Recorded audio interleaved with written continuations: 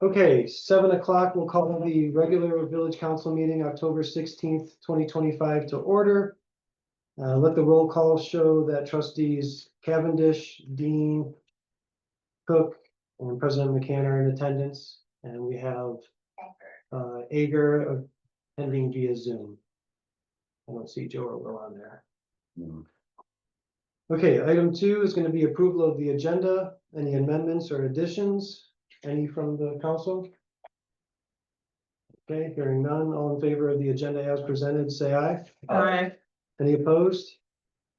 All right, the agenda is set. Next item is our consent agenda. Did we have any members of the public or the council that wanted to remove anything from the consent agenda at this time? The minute stuff, Johnny. Yes, I did. Okay, Yep. then no, I'm good. Okay, so all in favor of the consent agenda as presented, say aye. Aye. Any opposed? All right, consent agenda is adopted. That's going to bring us to our first public comment. Excuse me. People in public, in person, or via Zoom will have up to 5 minutes to address the council, and just please state your name and residence for the record. And I can do by a show of hands or unmuting via Zoom. Yeah, go ahead. My name is Randy Cook. I live at 10414 Northport Drive. I wanted to come in today, represent a larger group of individuals that I've been working with, but and I would like to at some point present this petition with signatures, approximately 65 of those. I'll make sure I leave those with Joni on my way out. But I wanted to kind of start out to see if we can't find a way to bring the temperature down. I know that this topic of affordable housing and everything that's going with it is a hot item, and there's a lot at stake. It's the future of Northport, it's the future of families, everything else. And I think that, I've read and heard things where people say there's a couple people driving the decisions, and they have their own agendas and those types of things of what they want to achieve. I can assure you with 65 names, all 65 of these individuals are independent thinkers. So there isn't one or two people that are steering anything. These are a group of people that have come together that have concerns. I want to share some of those with you. But so I wanted to make sure that we address that issue. And second, I cannot sit there and say of all the 65 people that signed this and everyone I talked to, there's not one who is opposed to affordable housing. I don't know the answer to that any more than anyone else is saying that that's our agenda as a group. We don't know that. I can't read people's minds. What I can tell you is that for the people that I've discussed, had conversations with, no one is opposed to affordable housing. We understand the need. If this town fails, we fail. We all fail. So we need affordable housing. That's not the issue. The issue is here's how we're going about it and the decisions that we make. Because we have seen in the past where good intentions have created unintended consequences. And all I have to do is bring up sewer, and 3/4 of people sitting in this room knows exactly where we're going with that and what happens. A well-intended idea. There wasn't one person who didn't think we should have sewer in this community, but there was unintended consequences because we hadn't thought it through. So what you're going to hear, and what I'm going to try to present from the feedback that I've got from the people I talked to, is less about whether there is or isn't. It's more about the process that we're going through and the decisions we make and avoiding the unintended consequences that we hope not to have happen. And in talking to people, the first thing I think was interesting, when you bring up the idea that 7th Street is being looked at to be given away, that elicits a lot of frustration. People are upset. They're not happy about it. And the reason being is that because that's an asset of the community. Everybody that's in this room, all of you, that's an asset that we all share together. And if we give that away, and once that's gone, that's gone. So if we give it away and a builder takes it and they do what they do and they don't exactly do it the way we want, we can't say, can we have our land back, please? That's the one thing. And so people are very concerned about giving it away, in particular because there are other options out there. I met with a gentleman yesterday. He has 15 acres he will give 5 acres to us to build small homes on, and he's just right outside of town. And he says, I will gift the 5 acres of that, because that's what I want to have happen. He does. So what we're trying to say is we have options. And why can't we have both? Why do we have to give one thing away, which is a very valuable asset, to get something else? Why can't we have both? Why can't we have a park? Why can't we have affordable housing? So that's where the pushback's coming. And a lot of people start out with the premise, we have an asset. It's one thing to get money for it, it's another thing to give it away. So that's just not me. That's a lot of people out there who feel that way. The second thing is the sewer situation. We know, and thanks to you guys, back in 2024, July of 2024, we had a near capacity issue in which I think we hit 218,000 or 118,000 gallons of sewage during that day. Our system can handle 132,000 that day. So we know, and as developers have come in and asking questions, this council decided it would be smart to have a study done. Not only to look at the system because it is aging, it's probably reaching its life expectancy. And there are things that have to be done with that, but two, what are going to be the capacity impacts to this group? We have the same question, so we don't understand, and what we're pushing for is how can we make decisions about what we're gonna do and where we're gonna go and what money we're gonna spend on this study and what money we're gonna spend on that study until that report's there and it tells us exactly what's going on. I had called Jacob Engineering, the people who are doing the study. They said until that study's done, they can't tell us what the capacity is gonna be. They can't tell us how much extra it's gonna cost. Your 5 minutes are up. Can I, Can can I I have do, someone? yeah, can I do 5 minutes Sure, and yeah. then give it to him? No, it's for you. There's public. There's comment. public, yeah, there's second public comment at the end. You can, Okay, I'll save the last Okay. for the end then. did you want to make public No. comment? Oh, okay. Anyone else? Yeah, Oh, we'll start here. Eric, I wasn't gonna speak tonight. name and residence. Oh, I'm sorry, Eric Pope, 712 Ransom Street. Just came from basketball practice, just wanted to come and listen in. I thought this would be a big meeting. I wanna say that, when the 7th Street opposition realized that signs weren't gonna be flown on 7th Street, they vigorously contacted me. And I was headed up the Buster Dame, resistance. And I declined help, with these folks. And I do not mean this to be offensive, but I don't know any of you people at all. I don't know who you are. And I grew up here, and the people that I represented with Buster Dame also were locals and year-round or residents people. There were over 100 signs flowing here. You could look out this window and see signs at all businesses, all the homes, year-round locals. And so I don't like the comparison. We were talking about a public park versus I don't know, DPW dirt plot of land. What I do want to say is this: I am for affordable housing and have always been. And in fact, if this problem in our school and our town doesn't rectify, I'll pull back on Buster Dam. If I can't get the T-ball team going this spring, like I promised, and if no one's happy with the use that we got going at Buster Dam, the basketballs, the dog park, the possible baseball in the future, then maybe I'll pull back. I am for Northport, but I want nothing to do with this Save 7th Street proposition.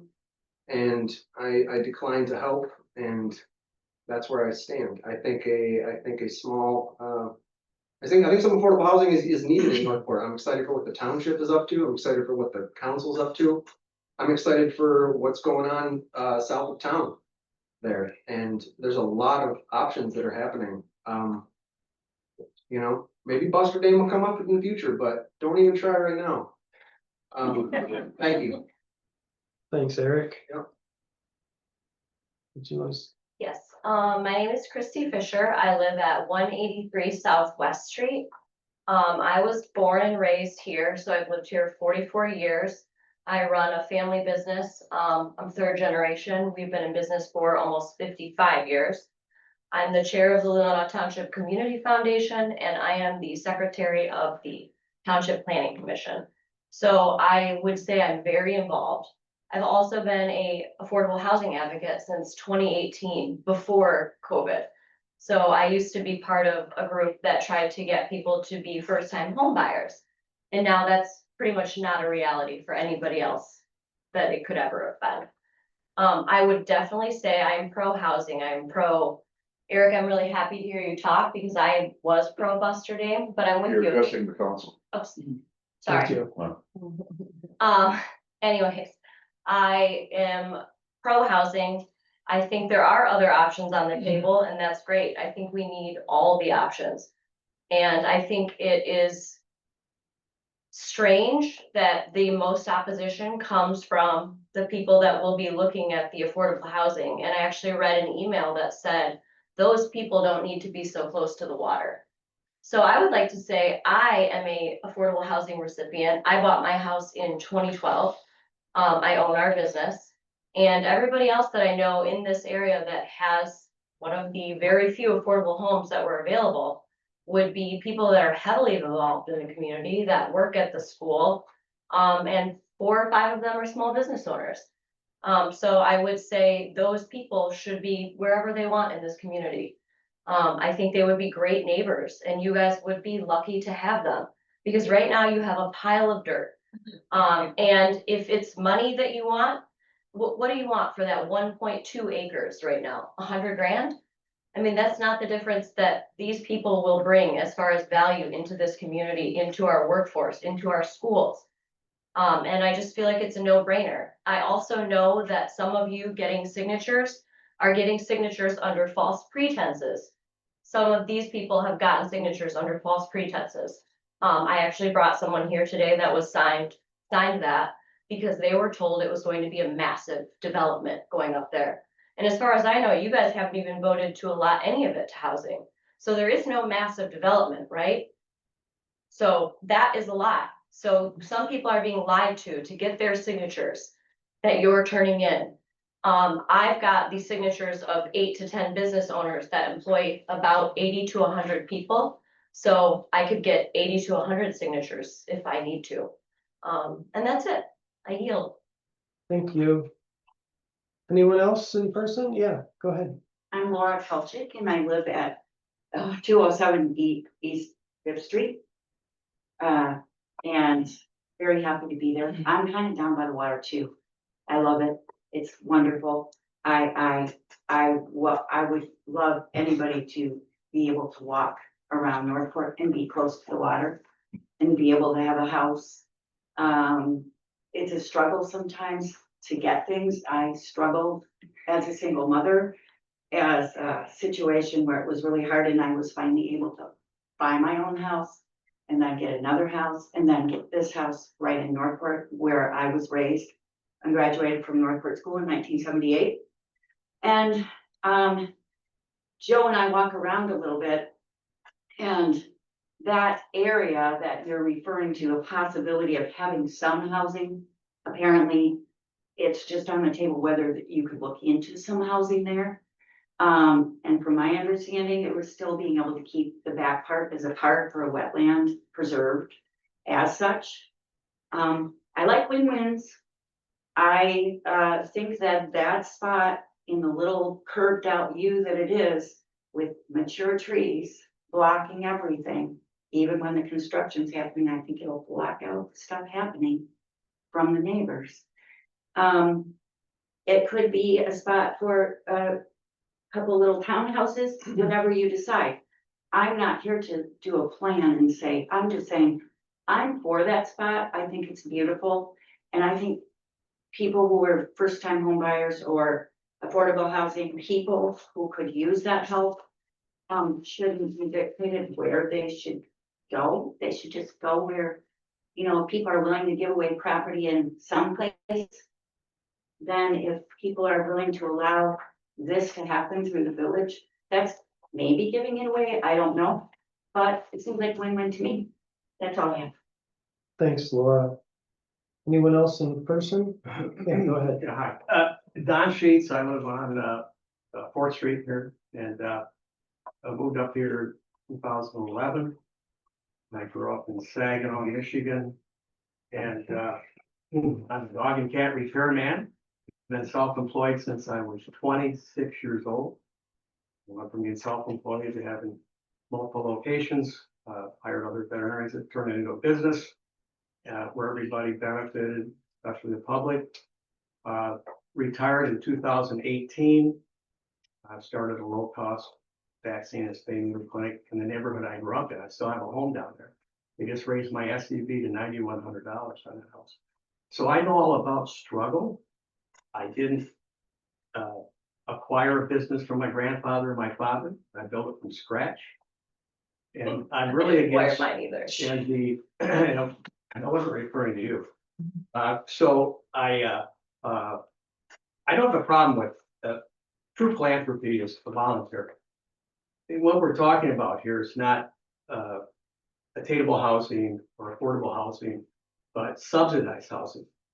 And I'm really against subsidies. You know, I mean, true philanthropy is voluntary. So if it can't stand on its own, then, you know, if somebody wants to donate some property or invest in the, you know, in the apartments, you know, that's one thing. But I think if you've had some earned success, you should be philanthropic. But my philanthropy might be different than your philanthropy. But what you're asking of the community is take a piece of property that has a certain amount of worth and giving it to somebody, they could turn around, develop it, sell it for fair market value. And I just don't think that's a good return to the people that live here, even though I didn't grow up here. I've only been here since 2011, but I live here, I support the community, I pay taxes. I just don't think it's a good, that you have a fiduciary responsibility to treat the people of Northport better than that. And look, what I see up here, when I'm up here, they're not, most of these businesses are closed. And it's, in my opinion, it's a demand issue, right? Everybody that supports the community, they go home for the summer. And so we're left with a small group of people. And so a lot of the businesses shut, they reduce their hours or they shut down completely for the winter. And I just think it's an issue that needs to be addressed. And I'm not saying that we shouldn't have housing, make it affordable, but it's gotta be somebody's philanthropy. I don't think it's right to have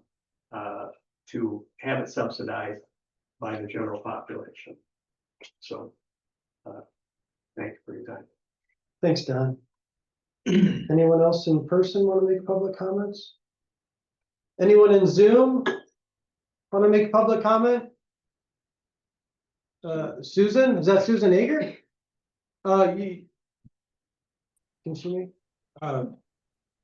It is Sue Manson. Oh, Sue Manson, okay, Yeah, can you hear me? yeah. Okay, Sue Manson, 10446 North Shore. I just, number one, want to say that I read an article in the Boardman Review today that was by a man named Zachary Brannigan, and he is the executive director in Saginaw of the Saginaw Basin Land Conservancy. And underneath, while he has been in charge, he has, this struck me, his council has turned more than 1,500 vacant lots into pollinator habitats. That struck me because I thought, you know, Northport is a tree city. I don't think we should be cutting down trees. And it would be such a great asset to the community to have this for the school children. So many people would help plan that. There are a lot of gardeners here. We could do that, and with Bob Newell's help with trees, and make that whole area, you know, all about conservancy and the environment and a habitat. I know that some letters have been circulating out there. Some of them seem, to me, I think we all have to be very careful to respect everybody in this community, whether we were born here or not. If we have been here for 20 years, that seems like, you know, a long time. And it seems to me Like, I have a lot of buy-in to this place, and I know so many other people do too. And often we are told if we weren't born here, like we sort of don't belong. And I don't, that hurts my feelings. And I don't understand this kind of vitriol in some of these letters who are putting words into the mouths of the people who live near this acreage that we're talking about. Um, are putting off it, they're saying all sorts of reasons why we don't want it there. It has nothing to do with it not in my backyard. It is not that. You have not, people have not come to us and asked us. As Eric says, they don't know us or any of the people who are trying to get this all saved. We just love and appreciate having this nature around us, and we would like to preserve it and its beauty in its entirety. And I hope that that's not hard for people to understand, that we really do believe environmentally that this is the smartest move for that property. There is not one of us who thinks that we don't want housing, we don't want affordable, attainable, whatever kind of housing we're going to call it. It's not that. It's that we just don't want it there. We want that land to be conserved. So I hope people don't keep trying to put words into our mouths until they talk to us. Thank you. That's all I have to say. Thanks, Sue. Uh-huh. Anyone in Zoom? Elizabeth? Yes, Elizabeth Malik, I'm in the township. I just want to say, from my personal opinion, never have had an issue with affordable housing. I recognize the need. I'm not even sure this is an issue of affordable housing tonight. I'd like to follow the money and the timing. The SAD study is very important to you all to know what the capacity is. And as a sewer REU component of the system, I'm very interested in that. I don't want to see that we are at capacity and you start to put that burden on the current users, because that's not something I think any one of us want to handle. So I think that needs to be addressed so that you know upfront whether there is capacity. Second of all, I know that the Land Division Act is coming. It's in the legislature, it's passed the House, it's in the Senate. That's probably going to happen early next year, if not before. That's where the 10-acre 4-parcel split is current. They're going to allow 10 parcels per 10 acres and further division by municipalities. So it's giving you the autonomy to go and further divide, create greater density. I do not understand the mathematics for 7th Street. As I understand it, it's apparently more valuable. I don't know the particulars of the current market there, but I was told today that that property could be on the open market worth about $800,000. I understand you're also looking at selling off a couple of parcels on West Street. That's another 800,000. In my book, that's 1.6 million. I think that this community can find a parcel of land, and I understand from the gentleman earlier that there's apparently somebody who is offered 5 acres. I think you all would be far better positioned to go outside the SAD district, which is nothing but contentious, and it's expensive, and it's not going to be affordable for the tenants, because they are going to be paying almost $2,000 a year to flush their toilets. It's not based on REU, it's based on household.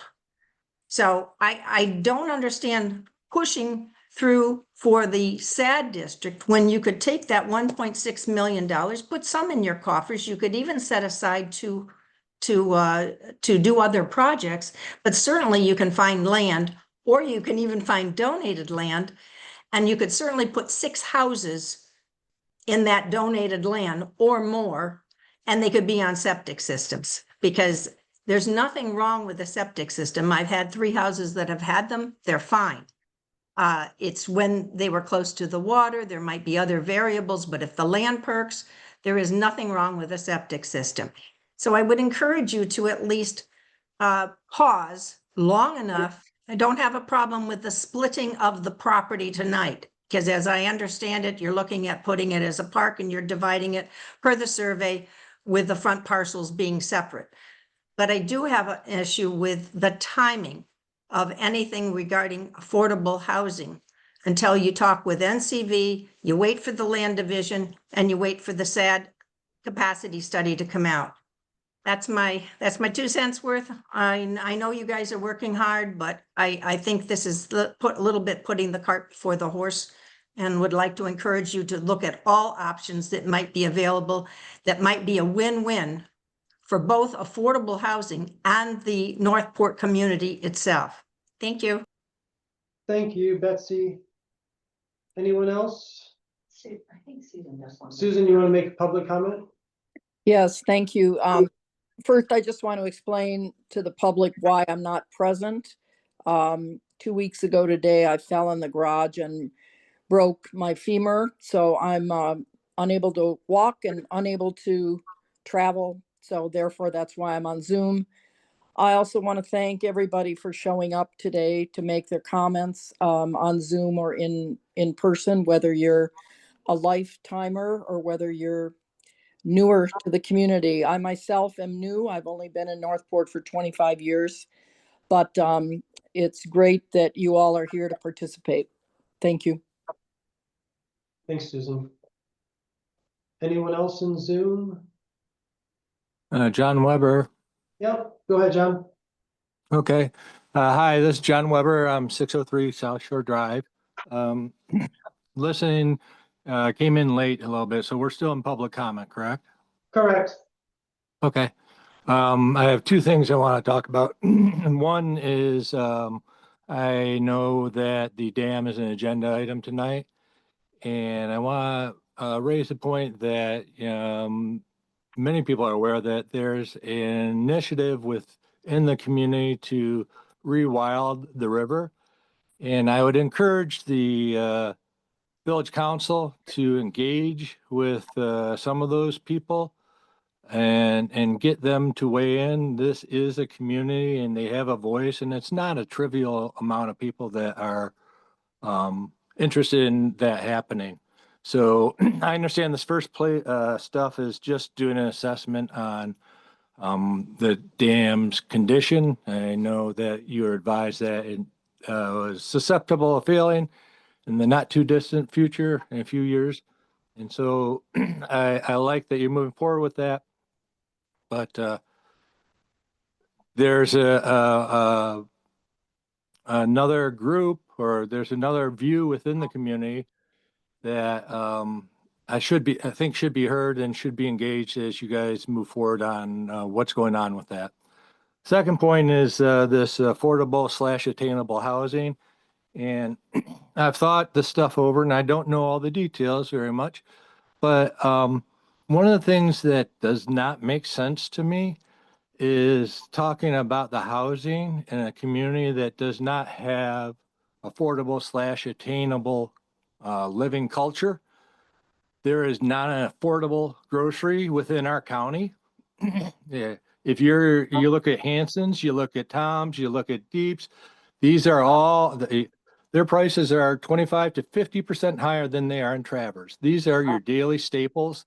I've gone and looked at these things. Dog bones, 50% higher out here in Northport than it is in Traverse. Well, that's absurd. And there isn't an affordable grocery. Same kind of thing goes for your health services. You have to go into Traverse to get services.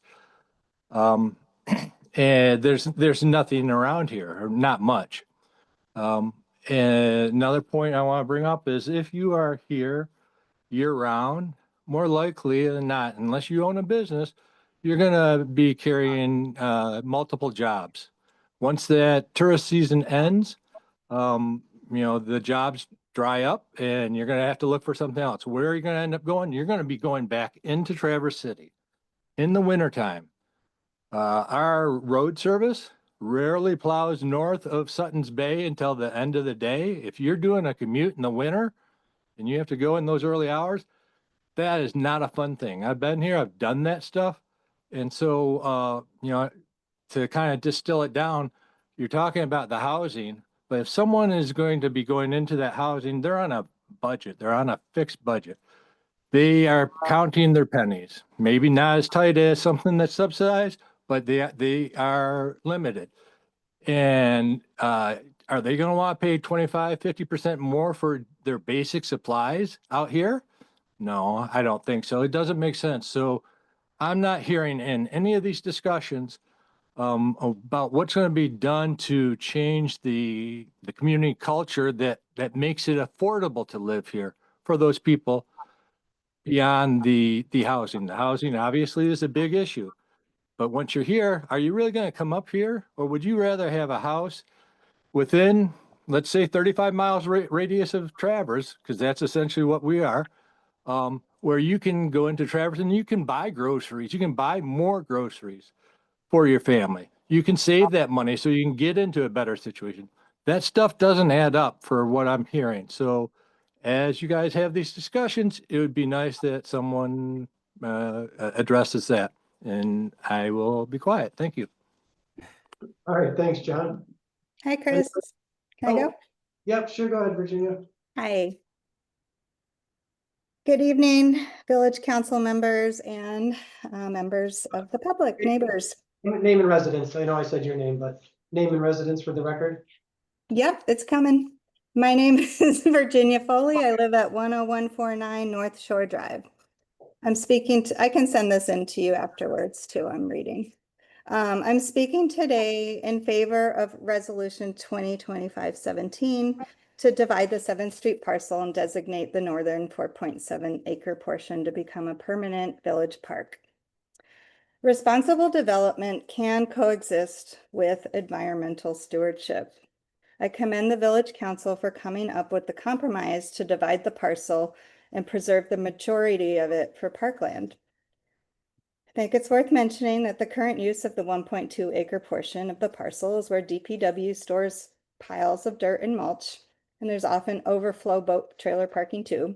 So if anyone should be vested in the Save 7th Street campaign, it should be the DPW. As some of you may recall, I was one of the original backers of stopping the Mod Court project a few years ago.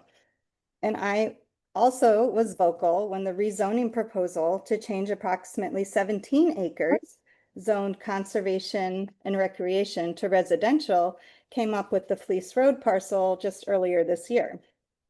So why is this a different discussion? Where were all the signs and loud voices when we were fighting to preserve those wetlands and green space? There have been many opposition letters sent in for public comment as well, and there are some top themes that rise to the top. The most common of which is that the land was originally donated to be green space for public benefit and that converting it to housing would violate that intent.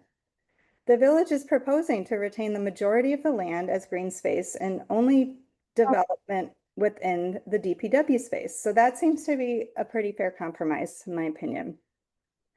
Many oppose the resolution based on environmental concerns. The parcel is repeatedly described in the letters submitted as a sensitive lakeshore wetland, providing water protection, wildlife habitat, and ecological continuity with nearby conservation areas.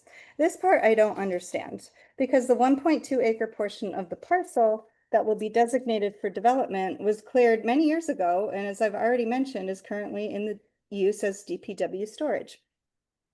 The loudest voices in the opposition will tell us that if this parcel were to be developed for affordable housing, it would be inconsistent with the existing master plan, which prioritizes preserving natural features and green space, especially near the lakeshore, right? What they don't point out is that the 2018 master plan also wisely identified, quote, small homes, rentals, accessible housing, and senior housing are now all in short supply, with demand for these units expected to increase. End quote. That was nearly 10 years ago, before people like me could be lucky enough to work remotely from home, and before people from Western states started buying up property here as climate refugees.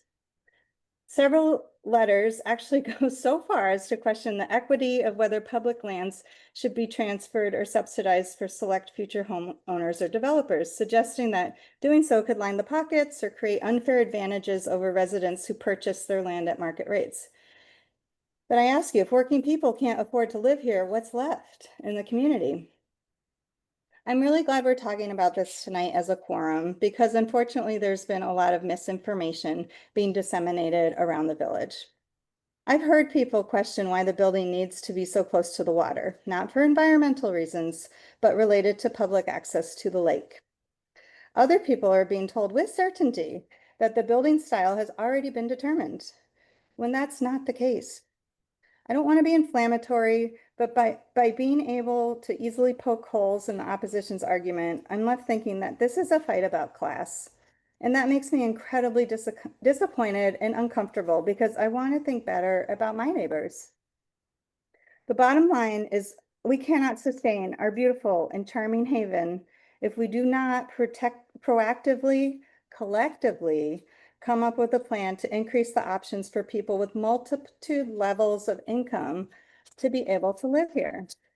Northport should not be in a position to have only 3 graduating seniors. We should not go out to dinner only to see a sign on the door stating, sorry, closed, no staff. Northport is not only special for its natural beauty, but for its people. So if anything needs to be saved, it's Northport, not 7th Street. Thank you. Thank you, Virginia. And anyone else in Zoom? Or in person? Yeah, Okay, Elizabeth Rutila, 204 East 7th Street. So I'm from 7th Street. Thank you for trying to save us. I don't know exactly what the campaign is about saving. I live really close to the parcel that is being trying to be developed part. I feel like I consider myself and my family involved in the community. I like to see it growing. I like to know my neighbors, and I like to see us all as a collective grow. I feel like it would be great to be able to have more housing. I think that is the perfect location. I see every day just 2 piles of compost, which is great. The compost is great because we use it for the gardens and around the town. But it would be great to have some housing there. What the council is proposing, we are still going to save most of that parcel in the natural state that it has. I believe that sustainability is not just economically, but it's also cultural. It is also social. And we cannot put a price on having families and growing community. I love the part of the environment, and I think that is going to stay in place. I think we need more housing and we need more families. If people is in need of a park, well, why don't we make the exit on 7th Street a park? That would be great. We can make it the same way as we are putting the parcel as a park. We can make it in a park too. We have enough trails in this town to walk. We have enough places to walk, and I realistically don't see anybody walking in that parcel on the everyday basis. So thank you, the council, and thank you for everybody who has been working towards these projects. I think it's really important, and I think we just don't need to be delayed on this. I think we need to work more as a community and to work towards a future of all of us as a community. thanks, Ellie. Great. Yeah, Rick Deering, homes, do 675 North Mill Street. I'm renting on Ransom Street right now. Chris, can I talk to you and Huey? But you address the council as a Okay. whole. So what was proposed? Because I signed this under the precedent, it was gonna be a huge development. And obviously, I don't want that to happen. So what exactly is the proposal right now as it stands? Apartment building, 2 stories, 3 stories, what is it? Yeah, I mean, we're not really supposed to have it back and forth to the public. Oh, you're not? Okay, Yeah. so that's what I was signed. So first off, let me resend my signature from that because I was told that's what it's gonna be, is some atrocious big building, which obviously as an environmentalist, I don't want. So I'm striking my signature from that. Joni, when they hand that in, please line me out. So I really liked what Virginia said in her letter. It was very elegant and well done. And so I don't need to say much on that. I don't need my full 5 minutes. I've been here my whole life. I really don't think that matters. I've lived all over. I've rented all over the county, all over Northport. My family's owned farms for years and years here. We're one of the first families like some of you guys. That doesn't give you more of a say than anybody else, and that's not what we're saying when we say we live here. It's more of a proud thing. We're proud to be from Northport. I love Northport, and there's no way that we're gonna bulldoze wetlands that or anything like that. It's never gonna happen. That's why we appointed Chris and Hugh and Joni for these reasons. That's why we vote for you guys, and I know that'll never happen. So I'm not even worried like somebody that might have just moved here might be worried that isn't even an option. I know you guys would never let that happen in our town. But affordable housing is a serious issue. I have friends that have small businesses. I would like to open a business of my own soon here in Northport. Maybe not in the village, but out in the township somewhere.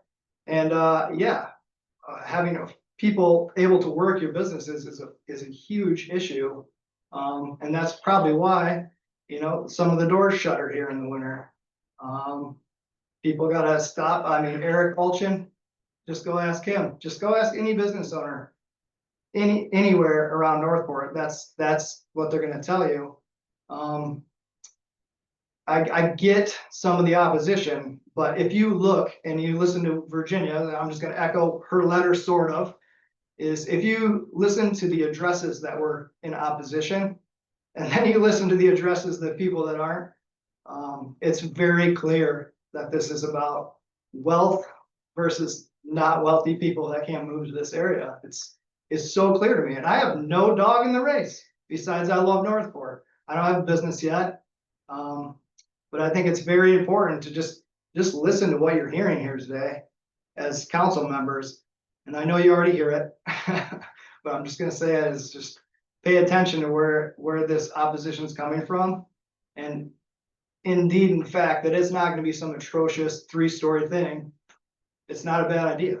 You know what? Having families and more workers in our town is very important. And that's pretty much all I gotta say. So, Thanks, Rick. yep. Anyone else in Zoom or in person for public comment? Yeah. Yeah, I just want to make a comment. Well, my name is Patty Cook and I live at 10414 North Shore Drive. And I just want to address the whole issue about the misunderstanding of the huge development. When this first went out, it was the proposal that you guys had been addressed with. I think Mobby was here and they were showing all the houses on all of the 6 acres. And they were showing the first, there was another proposal where the first, what was it, 12 apartments or whatever it was at the beginning of the 1.2. And that's what we were fighting. I mean, that's when this petition went out, when you had presented those options. And the petition that we have is we address the whole 6 acres because we didn't want this huge development in there. And so, things have changed. I'm not sure what's happening now, but I know you're addressing the recyclable as maybe having the apartments up there, and you've addressed other places. But what we were saying is that we didn't want this huge development there. And since then, you guys have talked about the last workshop, I think it was last week, you talked about dividing it into the 4.8 and the 1.2.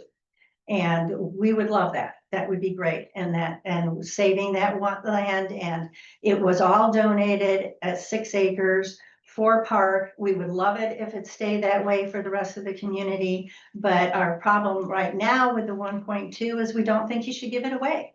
I think you should sell it for what you can get, whatever the fair market value is, and then use it to build affordable housing or buy a property somewhere if this land division thing happens. And people have done, talked about donating property.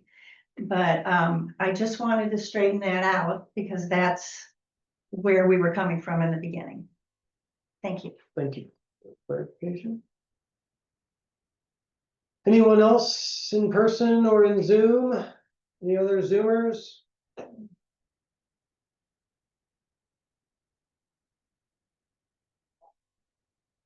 don't see any other Zoom unmutes. And so if there's no other public comment at this time, we'll move on to our correspondence, item 5.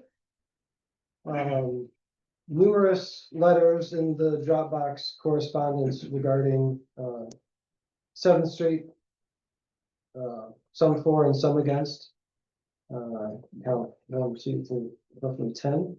11, I think. 11? Yeah, so the council does appreciate the correspondence. Hearing from the citizens is very important to us making decisions and moving forward with things. So continue to send the letters in, please. That brings us to item 6, which is our ex officio reports. First up, we have a planning commission report. Yeah, so we met last week, and had a lot of further discussion in particular about the R2S district, which is identified and has parameters outlined in our zoning, but is not on our zoning map. So we have been spending a lot of time trying to figure out what the best solution moving forward for that is.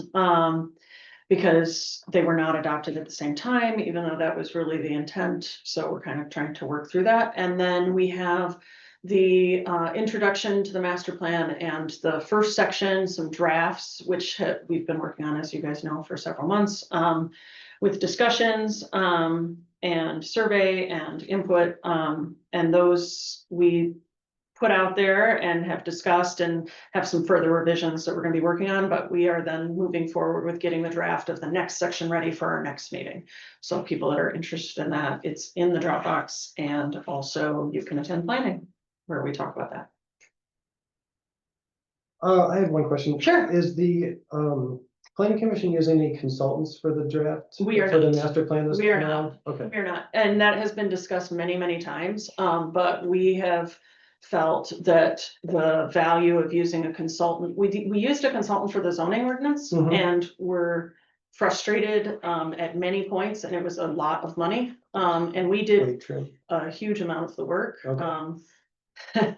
They were able to do the legalities and like tell us things like that, but we have decided that we're working through it on our own, and that has been going well, because one of our big discussion items has been that the master plan currently, a lot of it is repetitive and a lot of it is broad, and not necessarily specific to Northport.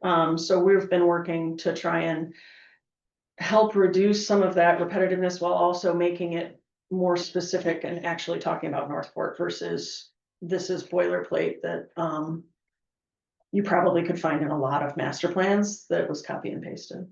Okay. Appreciate that. Thank you. Yeah. It's frustrating. Any other stuff for Laura on planning? Evan? No? Okay. So then that brings us to our infrastructure.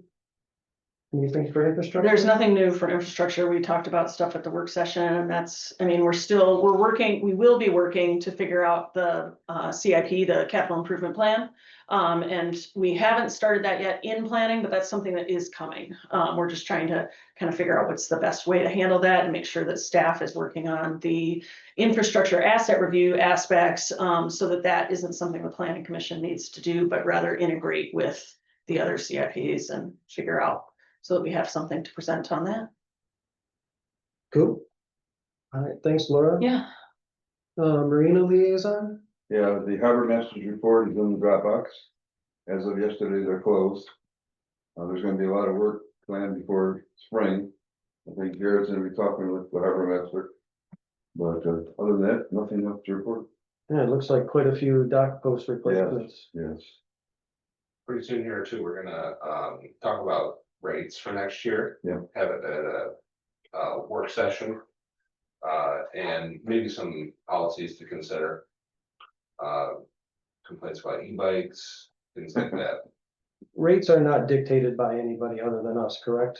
I mean, the state of Michigan or DNR Right. doesn't, We're wishing guys on. Yeah. yeah, but we get to set our own. We're made some choices, so. Okay, I think that we usually base them on DNR published rates though. Yes, Correct. absolutely. okay, that's what I thought. Okay, thanks, Marina. NLTUA, we had our bi-monthly meeting on Tuesday. We approved the deputy treasurer contract, an updated contract, rather than paying a set salary for the year. Now they're being paid up to 6 hours per month, and that's a contract through the Leelanau Township office. And that brings down the pay roughly about right around 50%, I think we were close to. So some cost savings there. Let's see, number two, nothing approved, but we did hear from Jacobs and that the tasks 2 and 3, the deliverables from the sewer, growth capacity study should be ready around January or February. And so we will have a presentation from Steve Roberts of Jacobs, and our meeting will be in December and in February, but if we get the information in January, we will hold a special meeting so that we can get that information out to the public and ourselves as quick as possible. We will be meeting in December to go over our draft budget for the next fiscal year in hopes of approving that in February. And in terms of our sewer usage, we have a new meter at the plant, so we're getting much more accurate data. We can record it on a daily, whereas before we were kind of averaging out 3 days. And for this last month, our sewer usage rate was down about 25% from last year, where it was about 60,000 gallons on average a day, to now we're down around 44,000. So that's it for me. If anybody has any questions. Okay. And that brings us to our new business, item 7. A is a resolution 2025-17 7th Street parcel split and park dedication.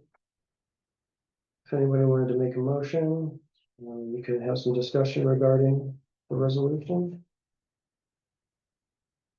I don't have it, sorry. It's okay. So I would, Read it. yeah, I moved to a resolution to divide village-owned parcel 42-234-050-00 at 315 East 7th Street, commonly known as 7th Street parcel. And to designate the northern 4.7 acre portion of said parcel as a village park. I second. all right, it's made by Hugh, supported by Edwin to adopt resolution 2025-17.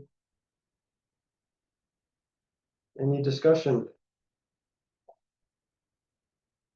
Yeah, I wanted to organize my notes a little bit better, but I guess I'll just freestyle it. So first of all, I was walking down North Shore Drive today and I saw almost every single house that had safe 7th Street property, which, we should listen to the people. But my main concern is that when I was reading through the deed, and I have it here, this is the original transfer from the state of Michigan, who had the Department of Conservation for the state of Michigan as its liaison. It said that this property, actually, I'll just read it directly. And whereas it is expressly understood that the land herein described shall be used solely for recreational purposes, And when same ceases to be used for such purposes, it shall revert to the state of Michigan. So if we're trying to create affordable housing here, I mean, it would just go back to the state of Michigan, like this isn't legal.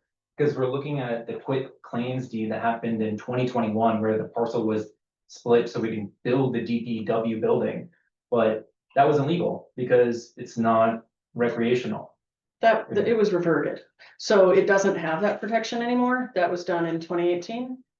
And that is what has allowed any of this to be developed. And the previous plans that had been looked at and all the reports that were done at Planning Commission, were reviewing all of the different studies that have been done, as well as that reverter, to look at the different options. And we had narrowed it down to the 4 different plans. And then the council, the plan 4 was to sell them privately, to split it into 4 and sell those off. That was removed entirely and voted that that was no longer an option. Plan 3 was to sell just the 3 parcels off and keep the front portion for ourselves.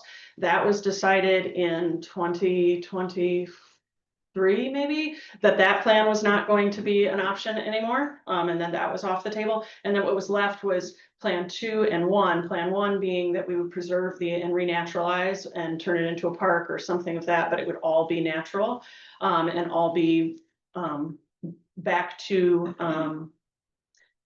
a natural state. So not leaving it as hard scrabble, not leaving it as something that has boat trailers, not leaving it as something that, and figuring out if we clean up the contamination as part of that, which would be more challenging as a natural park area because it's harder to get grants for that. And then plan 2 was that we would have the whole back parcel stay as natural. And then the front, that is that hard area that was converted in the 70s, maybe a bit before that. But again, that maybe wasn't done appropriately at that time because it was for recreation, but the back portion, leaving that the way it was. And those were the 2 plans that the council, prior to you being on, was going to look at those 2 and directed staff to bring us back plans or options for those 2. And so that's why we're now here. So we are able to develop it if we want, but that is one of the reasons why I do have concerns with it, because originally it did have that protection on it. And that was the original intent. In the future land use map, it's public, quasi-public, is the zoning for it, because that was the intent originally. What was the reasoning behind reverting it? Like what allowed us to break what was in the contract? There's an application process to go through the state and the DNR, and they approved it. Part of it was because it was being used as the DPW site, and actually a council member who was a member of the public at the time was somebody who brought it to the council's attention. And then they did take the steps to take that reverter clause off. Right. Go ahead, Jeff. I've reviewed a number of the deeds associated with different village-owned properties we've been working on. You know, we've looked at all these different properties. It's interesting, in 1941, I don't know what was going on with what is now known as the DNR, it was known as the Department of Conservation at the time. They had all these properties that they had acquired through tax reversion.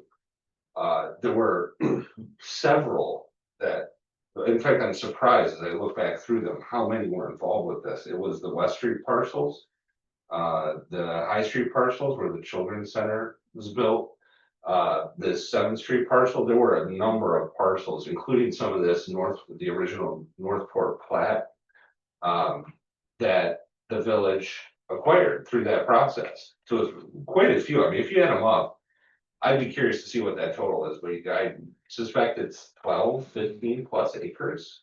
Not just the 7th Street parcel, not just the West Street parcel, they were scattered throughout. And they all had that reverter clause in that deed. It was like a standard part of how that transaction happened with the Department of Conservation. Over time, the village has gone back through and addressed those. It seems like as circumstances arose. The same thing happened with the Children's Center site. I looked back and saw where Greg King and Betty Moore had gone through the same process. It's an application to the state with a resolution from the council stating, please remove the reverter clause. They pay a $300 fee. and the reverter clause is removed. And it's happened in multiple different properties throughout town.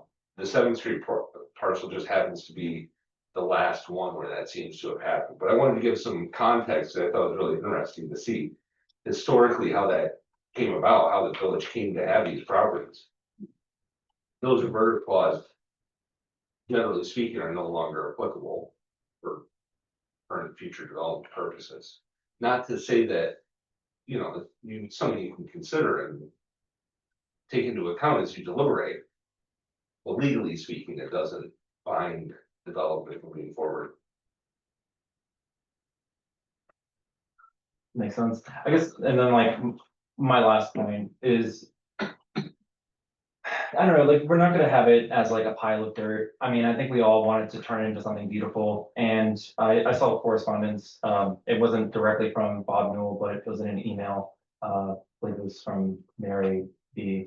And, you know, as citizen of the year, he was saying that we should reforest the area, and this has been stated multiple times, but I just thought to reiterate that, because personally, I would see that as like a more beautiful use of the land than developing housing, when we still have other options, which I think we should just wait. We have options on the table. We should consider those, see if we can have that built, instead of going down this line and then having to revert and change the parcel because we decided to go with another property. It just confuses people.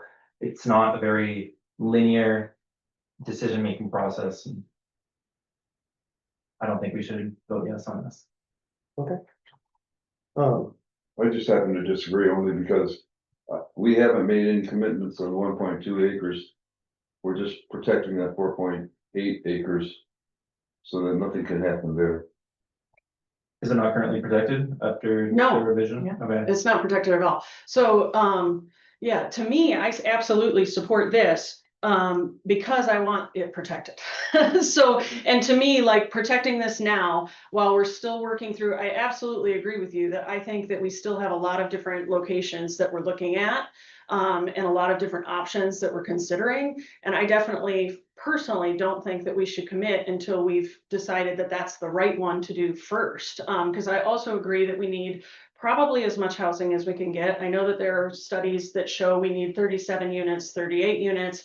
The New Community Vision has a study that is being worked on that is supposed to have market analysis. So that information will be valuable when that is available to us, and they're the ones paying for that. So I think that it's really important that we pursue as many options as possible, but I don't want to commit to any one of them being built or given away or any of these options until we know which one is the best and smartest fit first, because I don't think that it's something that we're going to be able to do like, oh, well, there's stuff by the Children's Center. We're considering what is happening on West. And I still really would love to look at options and possibilities for some of the other parcels, especially the one on Wakazoo.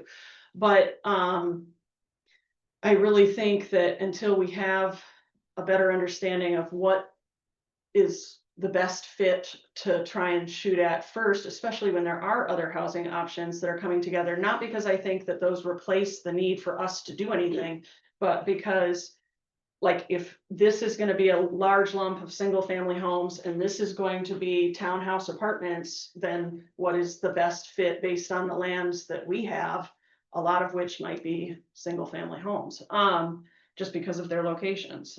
Anyway, so to me, I very much support this because I would really like to see this protected. I wanted to see this protected since we spent 2.5 years studying this. And to me, if this is what it takes to get this part protected so that any changes to it would require a public vote, then I am all for that. And then we continue to look at the 1.2 in alongside all of the other things that we are looking and that staff is working on and going to be bringing back to us. So that's my thoughts. Can I just clarify the resolution real quick? Because we haven't stated it explicitly. Sure. And for everyone and for the public, the resolution has to be it resolved, which is basically the action for the resolution. The first is that the council designates parcel 2 as a village park, which state law authorizes the village council to do, to designate to lay out or establish public parks and grounds. Okay, parcel 2 is the northernmost 4.7 acre portion of this site that we think of as the wooded area of the site. The second action is that the council directs the manager to make application for land division to split the parcel.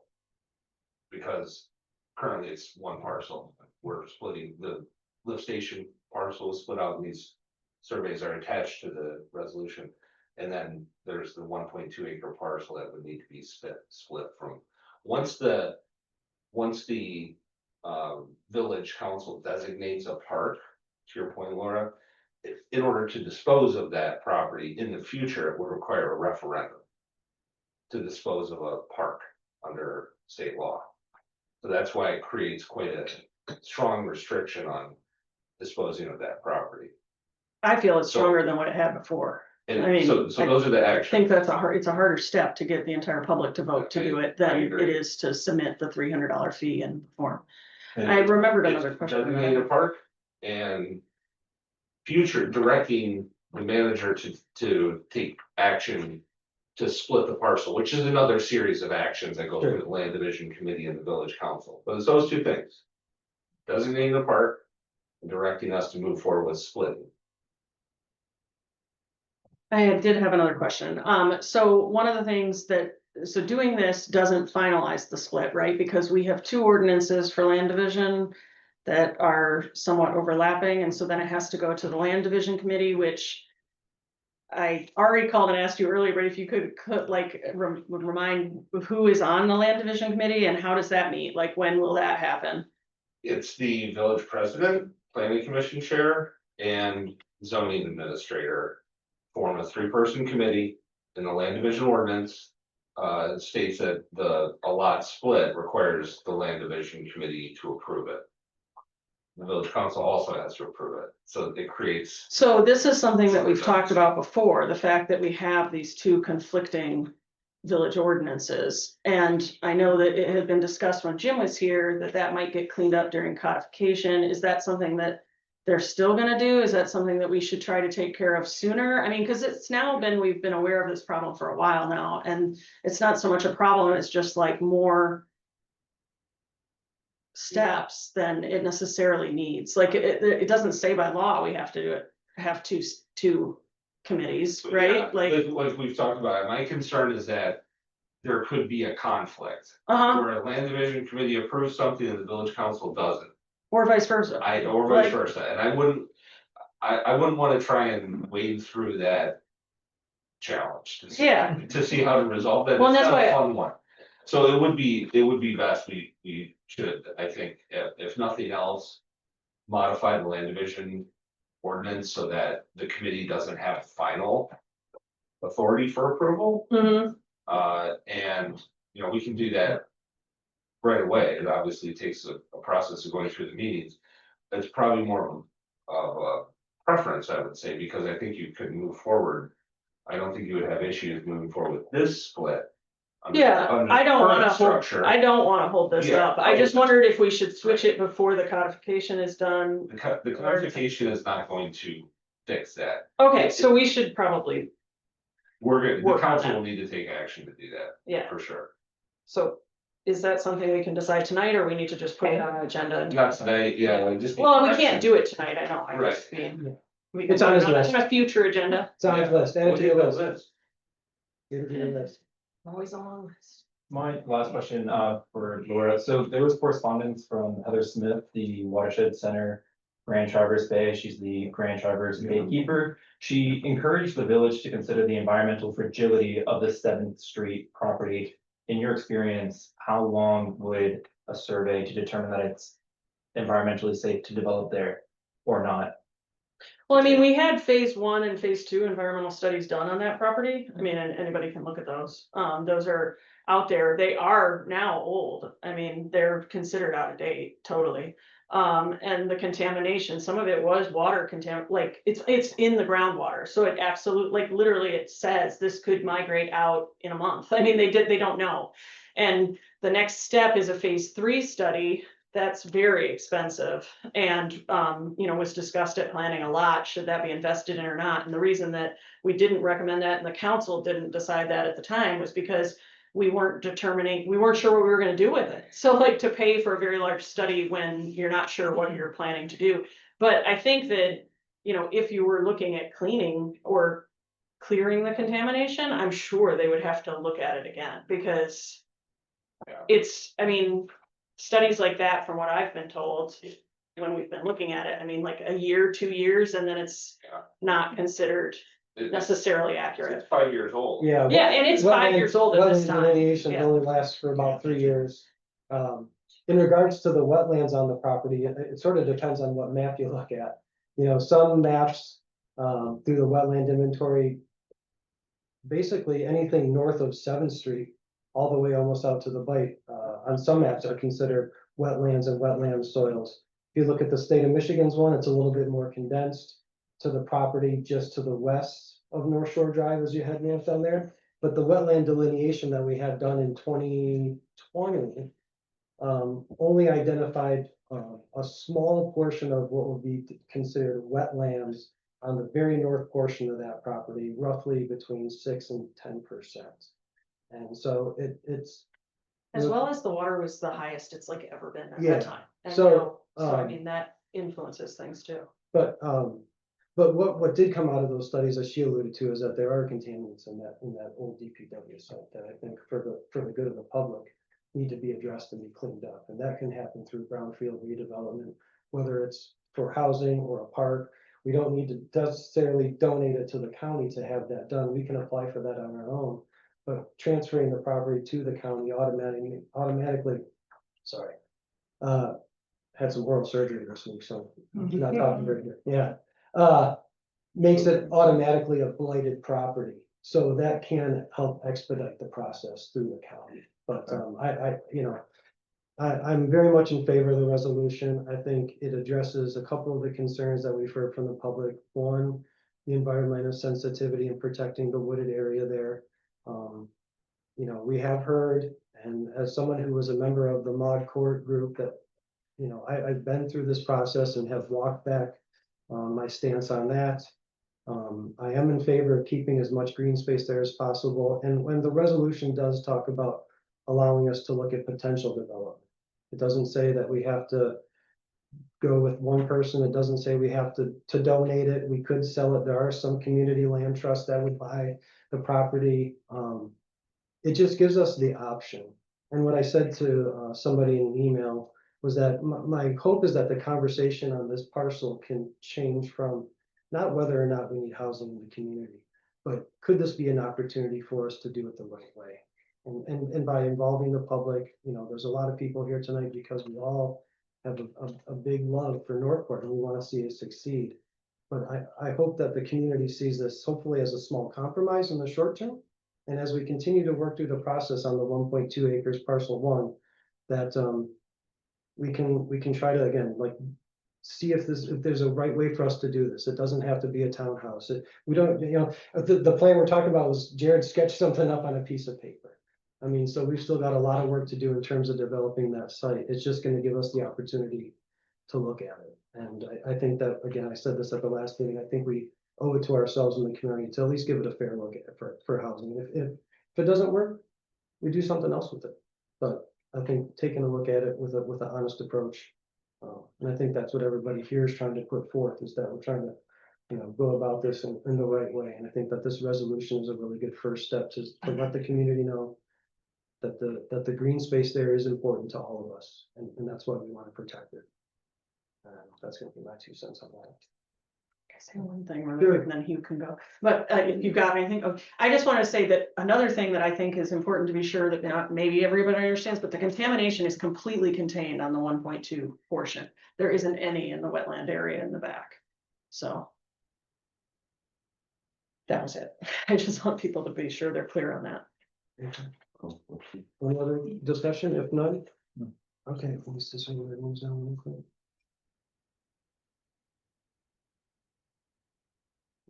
All right, so the motion was made by Hugh, supported by Edwin, to adopt resolution 2025-17, which would designate the northern 4.7 acre portion of the parcel as Village Park. And would authorize the manager to take steps to appropriately split the lot through the land division committee and the village council.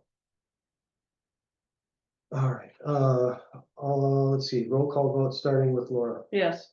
Hugh, Yes. Edwin, Yes. and yes. All right, the motion passes, resolution's adopted. And that brings us to item B, which is gonna be the engineering services proposal for the pond drawdown for the Eagle permit. This was something that I don't think we were expecting. But to do the drawdown of the work, the state is now requiring us to submit another. I didn't have this ready in time for the last work session, but I also don't want to hold it up. This permit process with the state can drag on. I outlined the dates for submittals and comments. This goes back to the application that was made in January. I don't want to wait until the November regular meeting to bring this for action. So you're getting it this evening. It's a continuation of what GEI has been doing for the village. We really need their assistance in working with Eagle. Eagle has engineers that they want to see working on this kind of permit. GEI has a good working relationship with them, so they were very helpful in helping us with the comments that we submitted last time. Unfortunately, I was on multiple calls with GEI and especially with Eagle, and they did not raise the issue of having engineered drawings as part of the revised application. So I was surprised when we got those comments back in August, and they said, "Oh, you need engineered drawings," and or September it was. So that I had to get back in touch with GEI. It makes sense to continue working with them. So I definitely would like to see their approval so we can move forward with this scope. But there's a optional scope involved here, which is to design a cofferdam, which their GEI and Eagle are steering the village in that direction because it alleviates having to use the stop logs as a way to lower the pond level. And just in some background, because I'm referencing some things that may not be commonly understood. The dam is basically a series of boards that hold back the impounded water. And so to lower the level so that you can inspect and make repairs to the actual dam structure, that's a permitted activity to actually lower that impounded water level. Eagle and GEI are saying use a cofferdam, basically a big metal sheet to kind of go around the upstream end of the structure. And that way you don't have to remove one log, let it drain down a little, to move another log. They see it as being a less risky way of drawing down, so you don't have an issue with the stop log potentially coming loose or being, damaged. So in order to do that design, GEI has said, here's an optional scope. It's going to cost an extra $2,500 to include that as part of the design. I feel like we should, because that's the way the Eagle is basically telling us we prefer a cofferdam structure to do the drawdown, not the stop log structure that you've been using. So it's not a huge expense, but this is just the design portion of it anyways. This has nothing to do with an actual menu of repairs being done on the dam structure. There's no purchasing material to be placed there. This is simply for the engineering services so that we can complete this permit process to allow us to draw down the water when we need to. Oh, do you want to have a motion, then we can have discussion? yes. Sorry, That's okay. No, sorry, It's all right. good plan. I move to approve GEI Consultants' proposal for additional technical support as presented in the amount not to exceed $8,000 with funds available in the general fund, and authorize village manager to execute the associated standard professional services agreement. Second. All right, this is made by Chris, supported by Hugh. To approve the GDI consultant's proposal, discussion.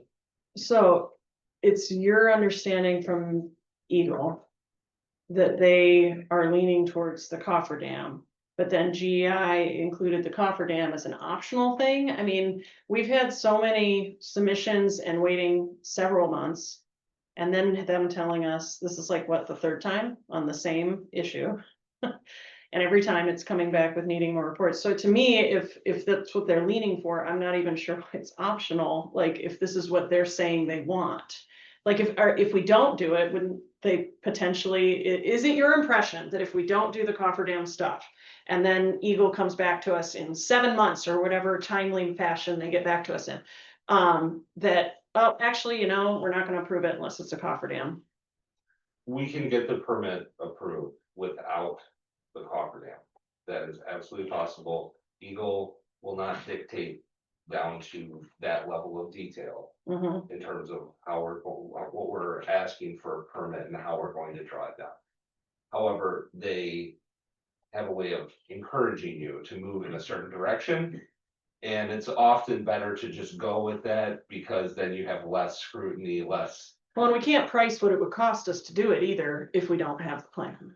Correct, right? Yeah. So in order to know, like. Cause we still could get the plan back and be like, actually, we still just wanna go with Yes, the yeah, the right, laws. like depending on what's involved with the actual cofferdam Yeah. installation.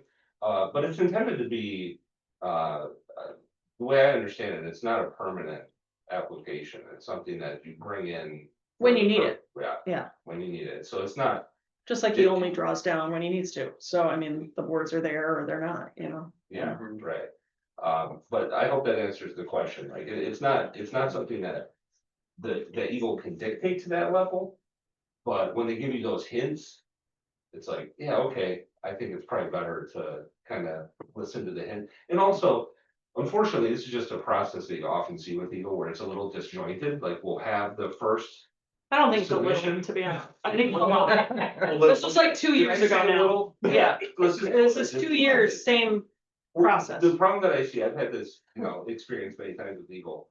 You get a little bit of information and you make the revisions, but you didn't get all the information. You didn't get all of the feedback that they planned on Giving you. Or they may Which is see. a really odd way to do it. Well, and I they mean. also sometimes will see something in a Yeah. revised application, and then it'll say, oh, well, did you think of this, or we didn't think about that. You didn't do the forecasting for the wetland impacts. So you'll do a submission, but then it'll raise other questions, so it's kind of a combination. Do you know if it's been the same people looking at the permit the whole time, or is it different people because they've changed hands? No, I'm pretty sure it's. The same people. Our friend, Yeah, Robin. well, is it just Robin? I thought there were other people too, but, That team does the Okay, same yeah. approach. Is there a way to see if they can install a fish ladder with that dam to allow like trout to continue going upstream? If there's a way, Yeah, I. like if you could just ask them to see if it's possible with that design. They're gonna give me another scope. They won't do it with this. Okay, They wouldn't look at that. alright. It'd be an extra, like, separate scope of services. Okay. Yeah. It's an interesting question. I suspect the answer is probably no because of the structure. The nature of the structure is such that you can't have passage. I'm trying to think if we talked about a fish ladder at one point, and there was some question about the depth of the pond and, but it's been years since we went down that This- road. Yeah, the original. Yeah, Sue. Susan, I want to make clear my understanding. I want to make sure my understanding is correct that what we're talking about here, this $8,000 we're talking about spending, has nothing to do with repairing the dam or fixing anything that might need fixing. This is simply to get permission from Eagle to do anything we might want to do in the future, including dredging. Is that right? This is specific to drawing down the pond, not dredging. Just drawing down the pond. Yes, just drawing down the level of the pond. So, yeah. There's no. To like specific inspect repair. and look at or work Yes. on the dam when you need to. like the edges, because he has had to, where the boards slide into needs repair from time to time, and you can't do that when it's underwater, so you have to be able to draw down to look at that. And this is the permit that they've been working on pulling for a very long time now, to allow them to do that with permission from Eagle, just to be able to look at it. Right, right. So this 8,000 has nothing to do with repairs, which would be more expensive. Okay, Correct. This is just the ask. thank you. The okay. Last time we did it. Okay, any other discussions surrounding the proposal? If none, okay, again, the motion was made by Chris, supported by Hugh, to approve the GEI consultant's proposal for additional technical support as presented, not to exceed $8,000, and to direct the village manager to sign the standard professional service agreement. All right, roll call vote starting with Edwin. Yes. Hugh, Yes. Laura, Yes. and yes. All right, motion passes. All right, I want to thank everybody for sticking around. So this brings us to our second public comment. We have up to 5 minutes to address the council. Yep, go ahead. Name and our residence. Oh, Randy Cook, 10414 North Shore Drive. Just to finish up on the conversation regarding the sewer system, which I do think there are huge implications if we get it wrong, and they're lasting. I mean, the effects we'll feel from a cost standpoint would be great, and I'm gonna share a quick story.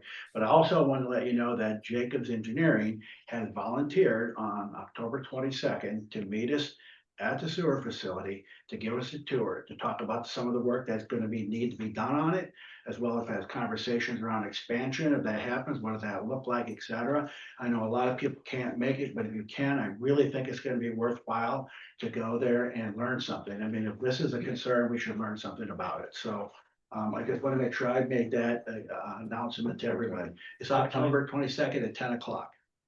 Okay. I think the one piece I want to mention all this, when you talk about where we're coming from, the ideas that you hear, is there a strategy? I had a conversation with Sutton's Bay about a week or two ago. And the reason I did that is because there was a lot of similarities. They have challenges. They have a sewer system that's near capacity. That's why they turned down Wabi. They also have some philosophies in terms of how they handle everything, including affordable housing. One, they will never give away a piece of property. They'll never give away a piece of village property. And when I asked why, they said it's the most precious asset that the village has, and it's owned by the people, so we won't do it. That's one thing. I just want to share this. This is just what they're doing. The second thing that they talked about was related to you know what, I'm gonna skip on that for right now. I'll get back to that because I want to finish this last piece. I appreciate what you guys said tonight about wanting to continue to do studies, get information. Sometimes lack of information, particularly that relates to us, causes concern because we don't know what's going on. And I'm going to give you a case in point. You guys mentioned when you're going to put this 5 or 6 unit small home situation in, that one of the things you'll contemplate is that the people who move into that home will own those homes. And after a 2-year period, they'll be able to sell those homes at market value and retain that increase in value at the time they sell it. Now, if you're sitting there and you're here and you're saying, this is our assets, we gave them up so that you could do that, that you can then sell that house and at market value and walk away. Good for that individual, good for those 5 or 6 couples. But what we just did is we just lost affordable housing. So why are we going to go through that process of doing affordable housing to let someone sell it at market value, and now the next person that needs to buy it can't buy it? It's those kinds of things that we want to have discussions about. We want to understand because it does have a direct impact. There are winners and losers, and how do you pick the winners versus the people who have to sit on the sidelines and not be able to participate in that? So I just want to put those things out there. I'd love to have more conversation about that, but that's what we understand the situation to be, and it is concerned. So anyway, that's it. Anything? All right, thanks, Randy. Hi, I'm Kelly Keel. Do I have to say where I live? Just You just say the street. Doesn't have to be. 615 North or Ransom Street. So just up from 7th Street. I just purchased a house through an affordable housing program. Yeah, 2 years ago, almost. It'll be 2 years in January. And I cannot sell it and make money off of it. I have to sell it back for how much I paid for it through the program. So that is not true. Through that program, I bought it for $220,000. And if I wanted to sell it 10 years from now, 15 years from now, I have to sell it for that price. I cannot make money off this home, which is fine, because I'm not gonna leave it. I'm gonna die there. I actually have plots up at the Keel Cemetery. This is kind of a frustrating topic for me because I went through a program and I'm very sensitive about it and kind of emotional when I hear some of the language about what type of people would move here if we built affordable housing. And I own a business. My husband is a chef and runs the restaurant just down the street. And we make a working class income, and we can afford to work here and buy groceries here and gas. We have 2 cars. We pay the sewer bill. We pay everything on time, and we are a working class income, and we are living here in Northport and surviving and thriving. And I think it's unfair to hear language that says that people who are working class wouldn't be able to survive here, because I'm doing it. And I'm very happy. And I've lived here my whole life. I've lived here my whole life. And my husband is one of the part of the first families. And I don't plan on leaving. And I want to continue being a part of this community with people who are just like me, and who are working class, but also who live here year round, who do things at the public library, work in the restaurants. I don't know, the list goes on. Yeah. Anyways, I'm sorry, I just wanted to clarify that when I sell my house, if I ever wanted to, which again, I won't, I have to sell it for the price that I bought it. I will not make money off of it at all. And I'm actually putting new gutters on it right now as we speak, among other things. And I won't make money off that when I sell it, but it will sure look nice if I did. For the next working class family, I will say that. For the next family that needs attainable housing, they will get our house. And that makes me so happy. Okay, I'm done. thanks, Kelly. Thanks, Chris. Thank you. Eric Pope, 712 Ransom Street. I'm also one of the working class that lives here in Northport. Myself and my wife travel daily to Traverse City to work jobs that can sustain our existence here in Northport. We do so happily. We have 3 kids here, one of which is in the school, and 2 will be coming up, and we also will not be leaving Northport. The most precious asset to a community is not the village property, as was suggested. It's the community that lives within that village. There's so much talk from the 7th Street opposition and about the council representing all of the community. Though I do represent that the 7th Street opposition do represent a portion of our community, they're not the full-time year-rounders. Yes, they bring in business and funds to our community. They pay taxes, but they are not what I see as our emotional core community. My stake in this revolves in what I see as our true community, the school, which is our heart of our community. The school is in jeopardy. Some of you know this. If it goes, so does the town. It will further slide down the path to a pure retirement and resort community. My house would go up for sale. I'd be out of here. If the 7th Street property were my hometown, beloved park, ball field, dog park, and now basketball area, I would fly your 7th Street signs. But the 7th Street sign, 7th Street hardscape is literally just a pile of compost and dirt. Buster Dame is a beautiful and historic Northport park with a bright future and a huge loyal following of year-round residents. I never saw one Buster Dame sign along North Shore during the hike. I mean no disrespect to my waterfront neighbors, but I don't know you. And you reaching out to me as an ally and as an attempt to tap into my Northport connections was made in vain. There is no comparison to Buster Dame. It's a very different situation with a very different class of people backing it. I tell you this, if Northport as a whole and the school continues down its current course, I will be the first to go ask Barb Connolly to build homes on Buster Dane Ball Field. I love Northport to death, and I recognize the school as the very center and the heart of our community. So yes to affordable housing. Thank you. Thanks, sir. Go ahead. One more from me, Christy Fisher, West Street. I want to thank you guys for your hard and thoughtful work. I think that this process does have an opportunity to let Northport sort of lead. And I would also like to say to everyone here, I also believe we should tone down the rhetoric. And I think people, I know people have actually wrote in and thought one of my letters was spiteful, but it's not spiteful. I am passionate and I do care about Northport, and I don't care if you're from here, born and raised here, just moved here. Some of the people I love most in the world just moved here or are new to this area.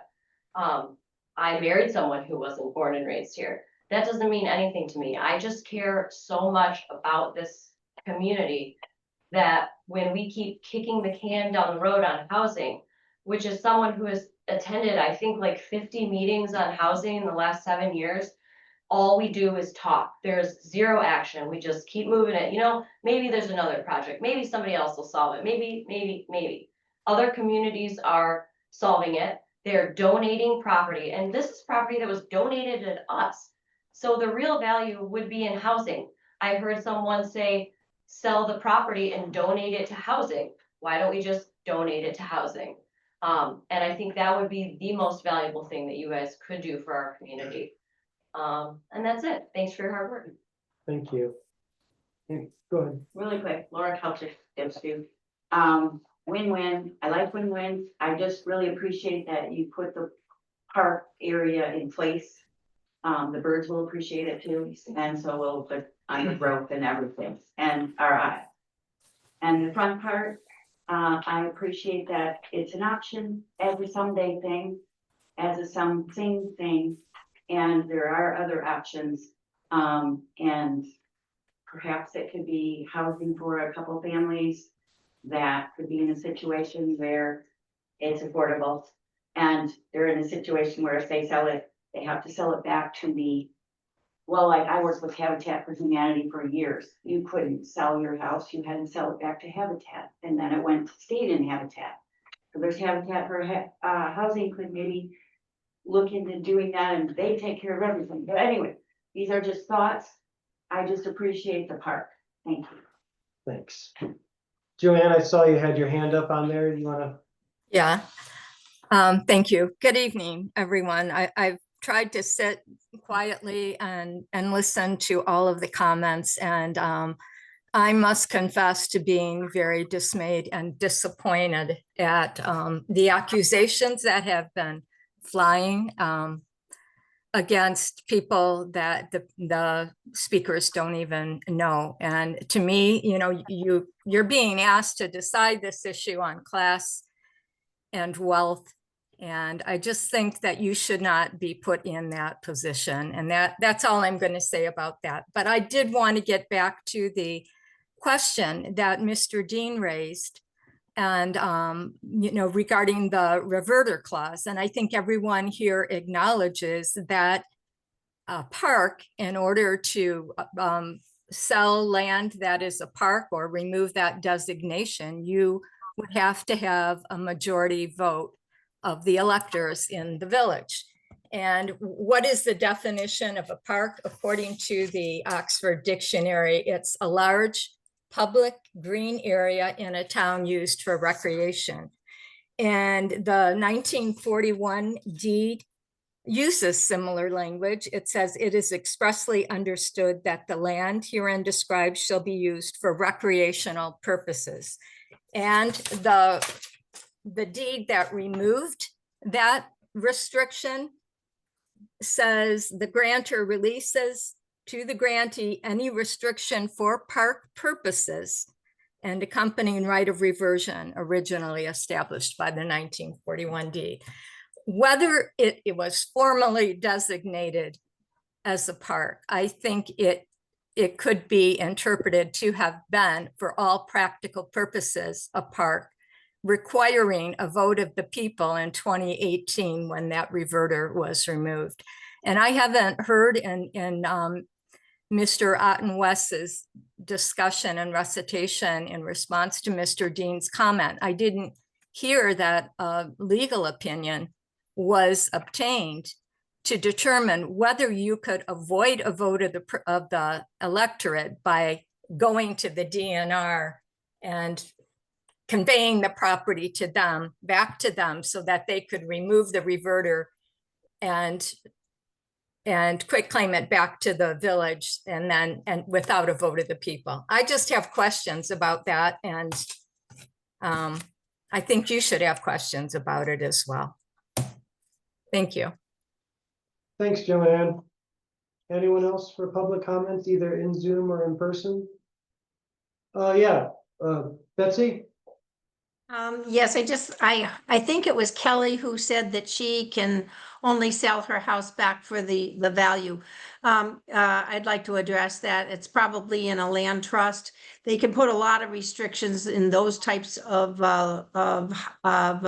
documents under land trust and many other type situations like that, where they can then set forth the fact that you have to live in the community, you have to work in the community. You can't sell your house for any more than maybe 2%. I know Aspen has a huge document, it's about 1.5 inches thick, that has the restrictions for their land trust housing. So that is a type of ownership that you can have. But I don't think that's what I've heard, and I don't think the council nor the township are at a point yet to decide on what type of housing they would be looking at for affordable. So if they go the route of a land trust, then they can set the parameters of the people, would be certain income levels. They would have restrictions of the where they work. Improvements would be restricted as to, they would only allow maybe a 2 or 3% increase in the value based on improvements. She's probably under that kind of housing, and I didn't want her to think that you can't also have the 6 houses that you're talking about, and they would be under some restrictions like from homestretch. Homestretch is not necessarily a land trust. They're not interchangeable, so they may have land trusts, I don't know, but I just wanted to clarify that. I think you're at a point now where, with the resolution, that you now are in a position to look at what you want to do with the 1.2 acres. I would again caution you to get with the township. Maybe you've got a side committee that can, or representation from the 2 planning commission folks, the heads of the planning commissions, that could meet or something, so that we get some synergies as to what's going on, because there's a lot of different projects.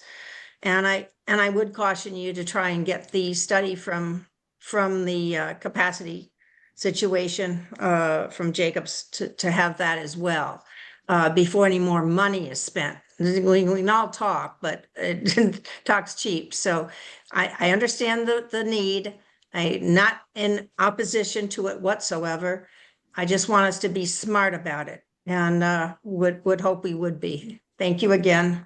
And I would not like to see the rhetoric. I sure do not want to see a duplication of what happened in 2008 with the sewer and all the divisiveness it created. So let's hope we can go by this and get through this as a community to support one another.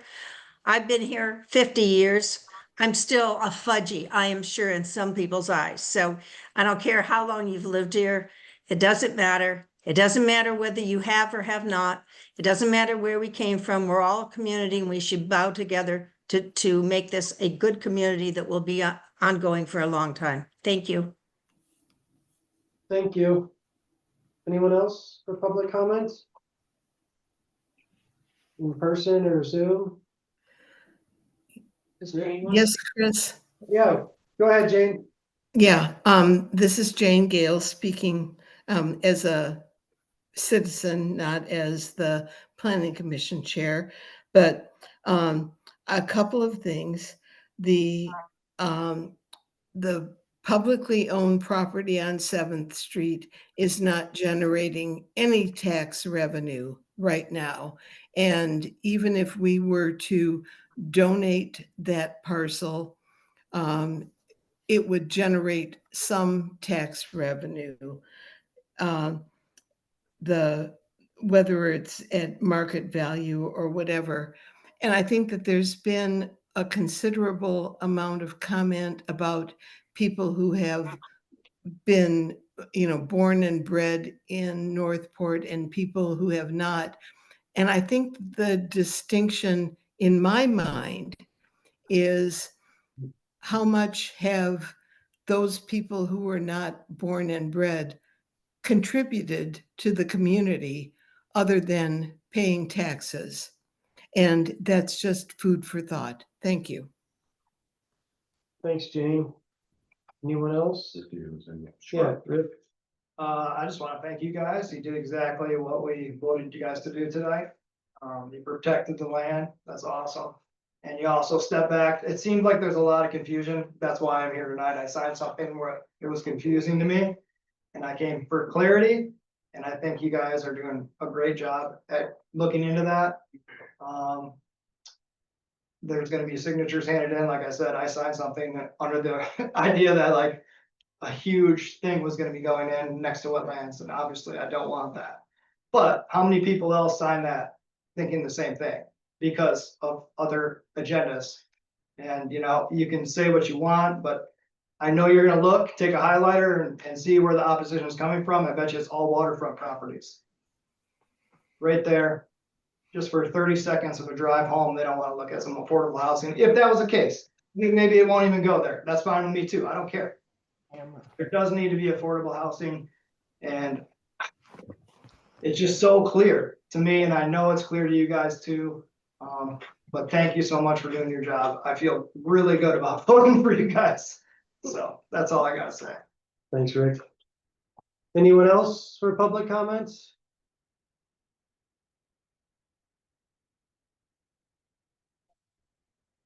I'm not seeing any other hands raised, or I'm not seeing any other unmuting.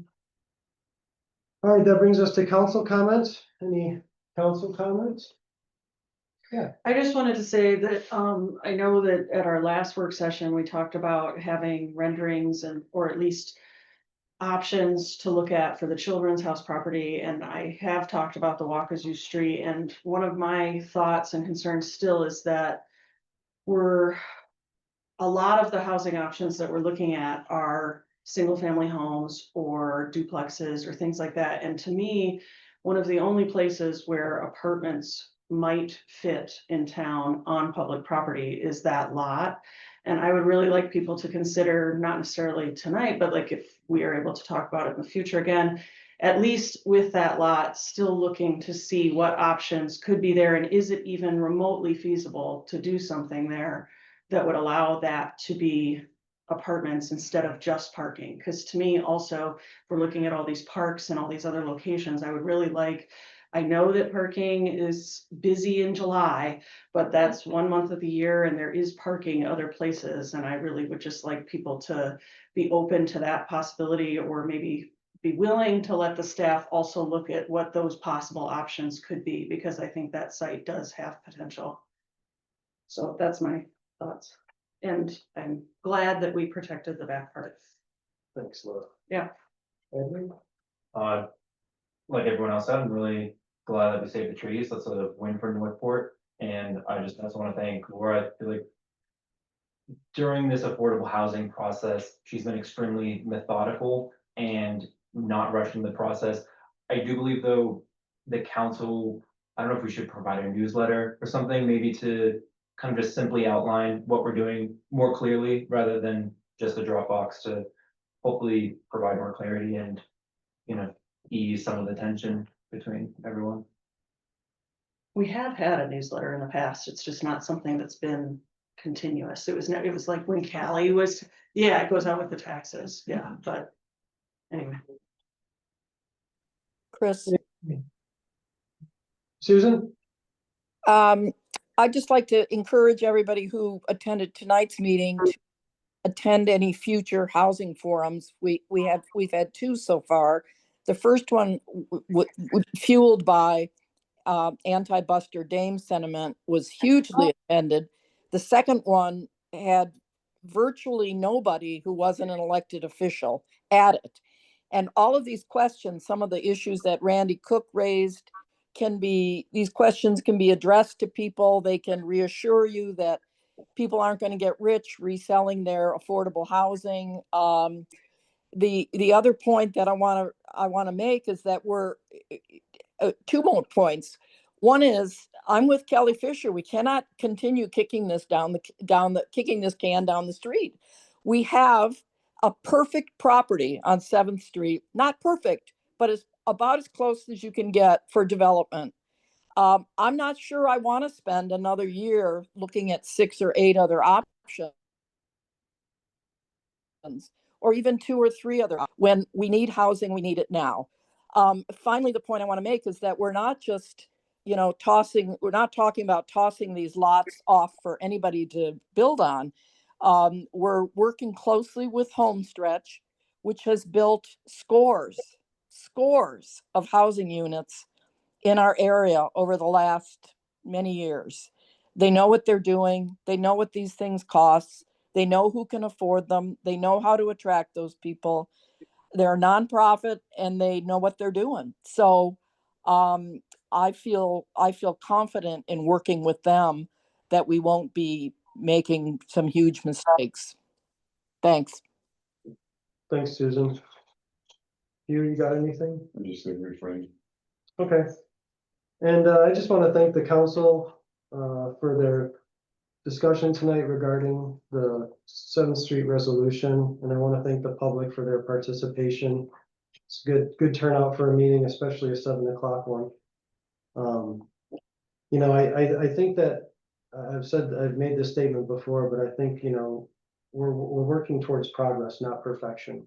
And I think as we continue to work through this progress in this process, that there are a bunch of different avenues. And I know you're concerned about selling the thing, but as Kelly alluded to, if that land were to be purchased by a land trust like Peninsula Housing, there are restrictions on that. The comment didn't come up tonight, but I've heard it before, is that, if we were to develop 7th Street into, single family or 2-family units, that it wouldn't address the whole problem. Our master plan in the township and the village doesn't really allow anything that might fix the whole problem as one solution. So I think what we're talking about is infill development. That's what our 2018 master plan calls for. And the housing is for the workforce, yes, but there are also, I've made this statement before, that there are seniors that would like to age in place, and so that there's a need for some of that for them too. But I want the public to know that it may seem like we're moving fast, but we did not take any action tonight towards housing on that site. We've instructed our village manager to look at options. I know that I guess I'm going to mention again, he's going to be a speaker at the Housing North's workshop on the 28th, and is going to be looking at, seeking other potential developers to help with the site and bring us something back. And it should also be noted that anything that's going to go on there is going to need to go through the process. So the planning commission will need to look at it. It will need to come to the council. Nothing is going to happen in the dark here, right? I mean, that's the process of getting a land use permit and all that type of stuff. So while it may seem like we're moving fast, we're just moving along, is what I'd say. And I just hope everybody can be patient with us as we do that. So that's it. Anything else from the staff? No? Okay. Thanks. Then at that, make a motion to adjourn at 8:53. If I could get support? All right, we're adjourned. Chris.